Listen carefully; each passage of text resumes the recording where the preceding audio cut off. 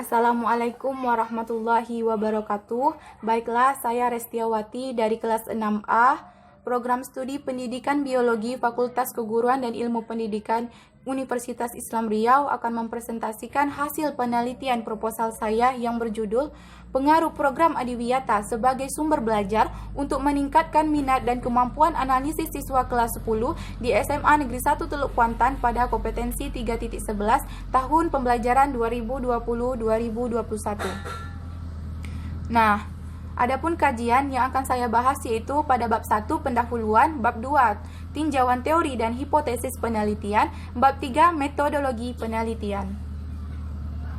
Nah, adapun pada bab 1 poin-poin yang akan saya bahas yaitu yang pertama latar belakang, yang kedua identifikasi masalah, yang ketiga pembatasan masalah, yang keempat perumusan masalah, yang kelima tujuan dan manfaat penelitian, dan penjelasan istilah judul. Nah, kita masuk kepada latar belakang.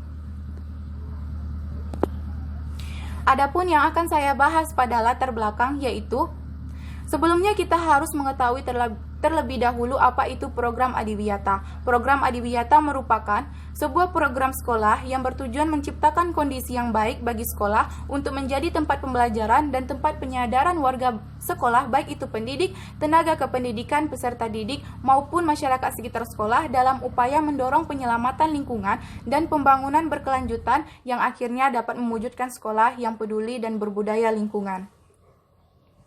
Nah, pemanfaatan lingkungan sebagai sumber belajar ini menekankan pada kegiatan pembelajaran yang dikaitkan dengan situasi dunia nyata. Selain itu, pembelajaran yang berbasis lingkungan yang dijadikan sumber belajar juga dapat menambah wawasan berpikir yang beragam dari seluruh siswa. Pemanfaatan lingkungan alam sekitar memungkinkan siswa dapat mempelajari berbagai konsep dasar dan cara mengaitkannya dengan dunia nyata sehingga hasil belajarnya lebih dapat diterapkan di kehidupannya. Nah, SMA Negeri 1 Teluk Kuantan ini merupakan salah satu sekolah yang menerapkan program Adiwiyata, dan secara institusional SMA Negeri 1 Teluk Kuantan ini telah berhasil mengembangkan sekolah Adiwiyata disertai program-program berorientasi lingkungan dengan baik serta mampu menanamkan nilai-nilai cinta lingkungan kepada seluruh warga sekolahnya melalui pembelajaran pendidikan karakter peduli lingkungan yang menghasilkan SMA Negeri 1 Teluk Kuantan yang menjadi sekolah Adiwiyata dengan tingkat penghargaan Adiwiyata Mandiri tahun 2018 dari Kementerian Lingkungan Hidup dan Kehutanan Republik Indonesia. Nah, berdasarkan mengenai pengaruh program Adiwiyata terhadap kesadaran siswa mengenai lingkungan hidup sehingga dimanfaatkan sebagai sumber belajar, maka saya sebagai peneliti tertarik melakukan penelitian di SMA Negeri 1 Teluk Kuantan yang telah meraih predikat sebagai sekolah Adiwiyata, dan saya memberi judul penelitian saya ini yaitu Pengaruh Program Adiwiyata sebagai Sumber Belajar untuk meningkatkan minat dan kemampuan analisis siswa kelas 10 di SMA Negeri 1 Teluk Kuantan pada kompetensi 3.11 tahun pembelajaran 2020-2021. Nah, kita masuk kepada identifikasi masalah. Ada 3 identifikasi masalah yang akan saya bahas, yaitu yang pertama, mengidentifikasi hubungan antara program Adiwiyata yang dilaksanakan SMA Negeri 1 Teluk Kuantan terhadap kesadaran siswa mengenai lingkungan. Yang kedua, kurangnya pemahaman siswa mengenai materi perubahan lingkungan. Yang ketiga, kurang efektifnya belajar siswa yang hanya disajikan dalam bentuk materi pengayaan.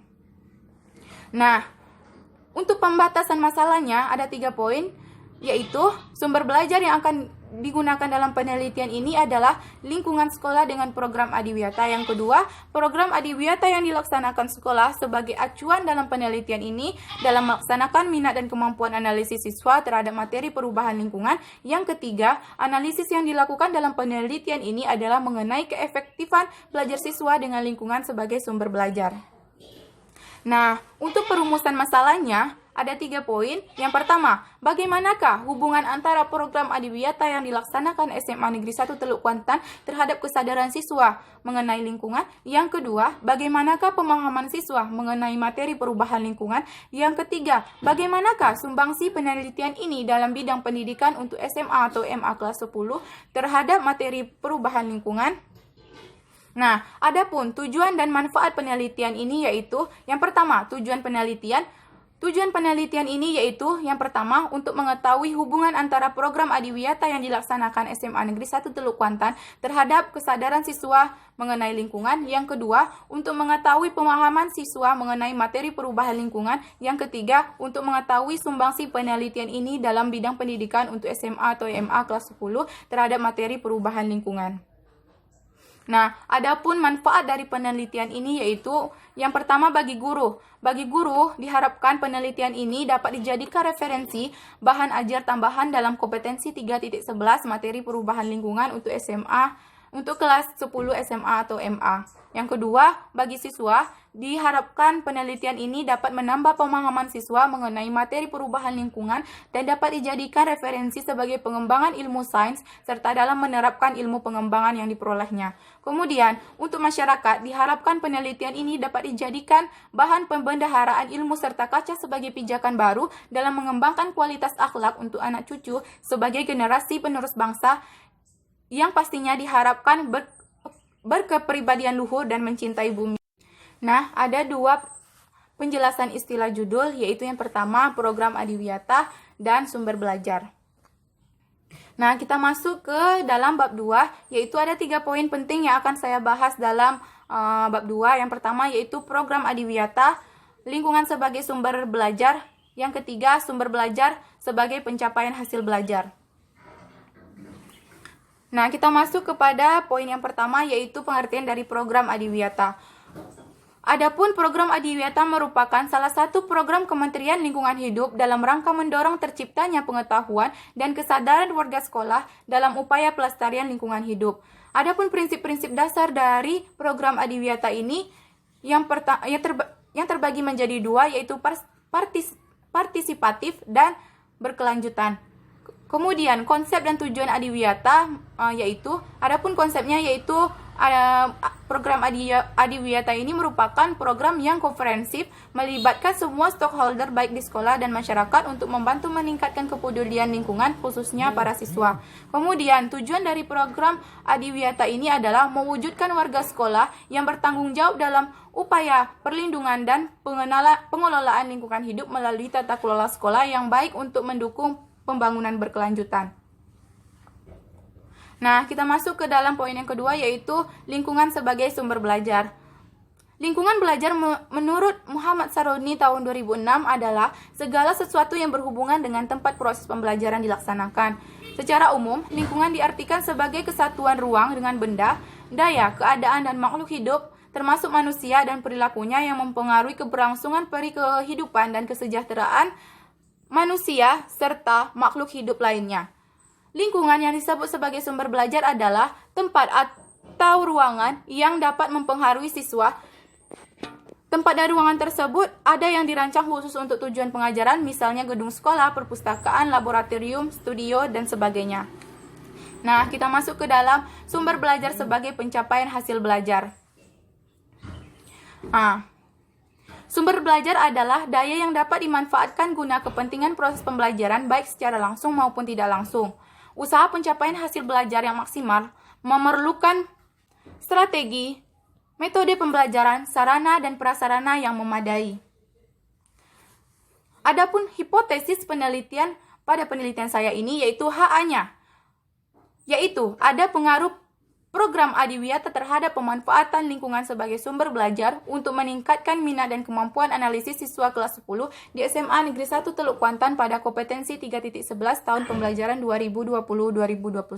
Kemudian H0-nya yaitu tidak ada pengaruh program adiwiyata terhadap pemanfaatan lingkungan sebagai sumber belajar untuk meningkatkan minat dan kemampuan analisis siswa kelas 10 di SMA Negeri 1 Teluk Kuantan pada kompetensi 3.11 tahun pembelajaran 2020-2021. Nah, kita masuk ke dalam bab 3. Adapun poin-poin yang akan saya jelaskan yaitu yang pertama, tempat dan waktu penelitian, subjek penelitian, metode dan desain penelitian, prosedur penelitian, teknik pengumpulan data, teknik analisis data, dan teknik analisis data inferensial. Nah, adapun tempat dan waktu penelitian saya yaitu tempat penelitian dilaksanakan pada di SMA Negeri 1 Teluk Kuantan, dan waktu penelitiannya yaitu dimulai pada bulan Januari sampai dengan bulan Mei tahun 2021. Nah, subjek penelitiannya yaitu siswa kelas 10 SMA Negeri 1 Teluk Kuantan dan guru biologi yang mengajar di SMA Negeri 1 Teluk Kuantan siswanya. Adapun sampelnya yaitu akan saya ambil yaitu sebanyak 30 orang dan gurunya berjumlah 22 orang. Nah, kita masuk ke metode dan desain penelitian. Adapun metode penelitian yang akan saya laksanakan yaitu metode penelitian PTK atau penelitian tindakan kelas. Ada 3 poin penting yang harus dilaksanakan dalam PTK atau penelitian tindakan kelas. Yang pertama, merencanakan, melaksanakan. Yang ketiga, merefleksikan tindakan secara kolaboratif dan partisipatif dengan tujuan memperbaiki kinerjanya sebagai guru sehingga hasil belajar siswa dapat meningkat. Nah, adapun desain penelitian yang saya gunakan yaitu menggunakan alur PTK menurut Kemis dan MC Tagar. Siklus yang pertama yaitu ada perencanaan, tindakan, observasi, refleksi, dan masuk kita ke siklus kedua yaitu terdiri dari perencanaan kedua, tindakan kedua, observasi kedua, dan refleksi yang kedua. Nah, kita masuk ke prosedur penelitiannya. Nah, yang pertama yaitu tahap persiapan. Adapun tahapan yang harus dipenuhi yaitu yang pertama menentukan kelas penelitian yaitu kelas 10 SMA Negeri 1 Teluk Kuantan tahun ajaran 2020-2021. Yang kedua, menentukan jadwal penelitian pada jam pembelajaran. Yang ketiga, menentukan materi pembelajaran. Yang keempat, menyiapkan perangkat pembelajaran berupa rencana pelaksanaan pembelajaran atau RPP, silabus LKPD, pekerjaan rumah, buku panduan siswa dan guru, soal ujian blok siklus 1 dan blok siklus 2 beserta kunci jawaban. Yang kelima, membentuk kelompok belajar. Yang keenam, sebelum memulai pelajaran terlebih dahulu dibentuk kelompok belajar yang terdiri dari 4-6 orang. Nah, kita masuk kepada tahap pelaksanaan. Adapun di tahap pelaksanaan yaitu terdiri dari simulation, perumusan masalah atau problem statement. Yang ketiga, pengumpulan data atau data collection. Yang keempat, pengolahan data atau data processing. Yang kelima, verifikasi atau verification, dan simpulan umum. Nah, pada tahap evaluasi ini, evaluasi pembelajaran dilakukan pada ujian blok di akhir KD dengan instrumen tes. Ujian blok merupakan evaluasi pembelajaran yang dilakukan di akhir siklus T, terdiri dari 20 soal objektif dan 5 soal esai. Pada tahap refleksi ini, guru mengkaji apa yang telah dicapai dan yang belum dicapai, serta apa yang telah dicapai maupun yang akan dituntaskan dengan perbaikan yang telah dilaksanakan. Kemudian, pada tahap perencanaan tindakan lanjut, bila hasilnya belum memuaskan, maka dilakukan tindakan perbaikan untuk mengatasinya. Dengan kata lain, apabila masalah yang diteliti belum tuntas, maka PTK harus dilanjutkan pada siklus 2 dengan langkah-langkah yang sama pada siklus 1. Nah, teknik pengumpulan data. Kita masuk kepada teknik pengumpulan data. Adapun perangkat pembelajaran yang akan saya gunakan yaitu yang pertama, standar isi, RPP, silabus pembelajaran LKPD, buku panduan siswa, PR, soal kuis, dan evaluasi. Nah, pada tahap instrumen pengumpulan data ini saya menggunakan instrumen pengumpulan data yaitu menggunakan soal tes tertulis. Tes tertulis terdiri dari lembar soal tes hasil belajar berupa lembar permasalahan, lembar soal kuis, lembar soal pekerjaan rumah, dan ujian blok 1 dan blok 2. Kita masuk ke dalam teknik analisis data. Ya, saya menggunakan teknik pengolahan data hasil belajar siswa yaitu yang pertama, pengolahan data hasil belajar kognitif atau K3 dengan rumus K3 sama dengan 15% dikali rata-rata nilai PR ditambah 25% kali rata-rata nilai KIT tambah 40% UB dan 20% LKPD. Kemudian saya juga menggunakan pengolahan data hasil belajar psikomotorik atau K4 dengan rumus K1 sama dengan 40% dikali rata-rata nilai portofolio ditambah 60% dikali rata-rata nilai unjuk kerja. Nah, untuk teknik analisis data deskriptifnya saya menggunakan rumus daya serap. Adapun rumus daya serap ini yaitu daya serap sama dengan jumlah skor yang diperoleh siswa per jumlah skor maksimum dikali dengan 100%. Tabel interval dan kategori daya serap siswa dapat saya dapat kita lihat pada slide. Nah, untuk ketuntasan individu siswa, saya mengambil berdasarkan kurikulum kelas 10 SMA Negeri 1 Teluk Kuantan yang telah ditetapkan dalam kriteria ketuntasan minimal atau KKM pada mata pelajaran biologi, bahwa siswa dikatakan tuntas apabila mencapai nilai KKM 80. Nah, kita bisa menggunakan rumus ketuntasan klasikal untuk mencari ketuntasan individu siswa, yaitu dengan menggunakan rumus KK sama dengan JST per JN kali 100%. Nah, kita masuk ke dalam teknik analisis data inferensial. Dalam pengujian hipotesis siklus 1 terhadap sebelum PTK, saya mendapatkan hasil bahwa H0 dibanding P mendapatkan hasil XB besar dari XA sama dengan P XB besar dari XA. Maka, saya mendapatkan hasil bahwa peluang meningkatnya hasil belajar biologi siswa sama dengan peluang menurunnya hasil belajar biologi siswa pada kelas 10 SMA Negeri 1 Teluk Kuantan tahun ajaran 2020-2021 setelah menerapkan lingkungan sebagai sumber belajar untuk materi perubahan lingkungan kompetensi 3.11. Kemudian, saya mendapatkan hasil H1 banding P, XB besar dari XA, besar dari P, XB kurang dari XA. Maka hasilnya yaitu peluang meningkatnya hasil belajar biologi siswa lebih besar dari peluang menurunnya hasil belajar siswa pada kelas 10 SMA Negeri 1 Teluk Kuantan tahun ajaran 2020-2021 setelah menerapkan lingkungan sebagai sumber belajar untuk materi perubahan lingkungan kompetensi 3.11. Nah, untuk pengujian hipotesis siklus 1 terhadap siklus 2 pengujian hipotesis siklus 2 terhadap siklus 1, saya mendapatkan hasil bahwa H0 dibanding P XB besar dari XA sama dengan P XB besar dari XA. Maka, saya mendapatkan hasil peluang meningkatkan hasil belajar biologi siswa sama dengan peluang menurunnya hasil belajar biologi siswa pada kelas 10 SMA Negeri 1 Teluk Kuantan tahun ajaran 2020-2021 setelah penerapan lingkungan sebagai sumber belajar untuk materi perubahan lingkungan pada KD 3.11.